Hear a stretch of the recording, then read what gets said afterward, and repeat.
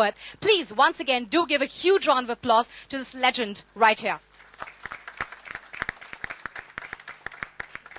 Fantastic. Now, at this moment, I would like to call upon Mr. Siddharth Roy Kapoor to please say a few words. Thank you so much.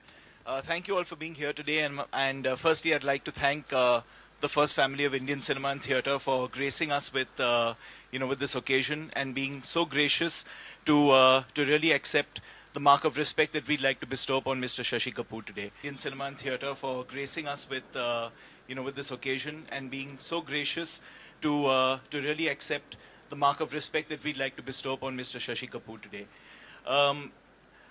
I think for many of us actually being here, I mean for many at least from my generation being here throws up a stream of memories. I mean I actually started out as a volunteer at the Prithvi Theatre Festival. There are so many memories associated with just being here at this venue. And it's all because of the work of someone like Mr. Shashi Kapoor, who's been a patron of the arts. In addition, of course, to being someone who our spouses and girlfriends will still tell us today was the best looking actor in Indian cinema, number one. Number two, one of the most fearless producers, I think, in Indian cinema to have ever graced the screen, because some of the movies that he's actually backed and produced have been movies that if released today would go on to be massive commercial hits and actually push the envelope so much in terms of the sort of content that they were trying to create.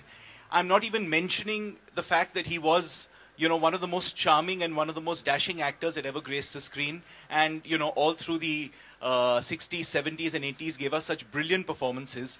But I think what I really would like to talk about today is his contribution really as an entertainer and as a patron of the arts.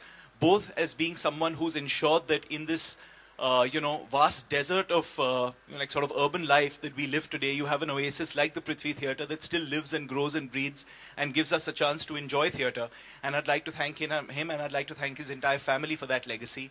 And of course the fact that he has supported cinema that actually today is really coming of age. And the sort of movies that we're seeing today that are commercial successes, despite what used to be considered to be art house in the 70s and 80s, it really started from him. So films like 36 Choringi Lane and films like Utsav, these are movies that if they were released today would have been massive, massive commercial successes. So he was well before his time.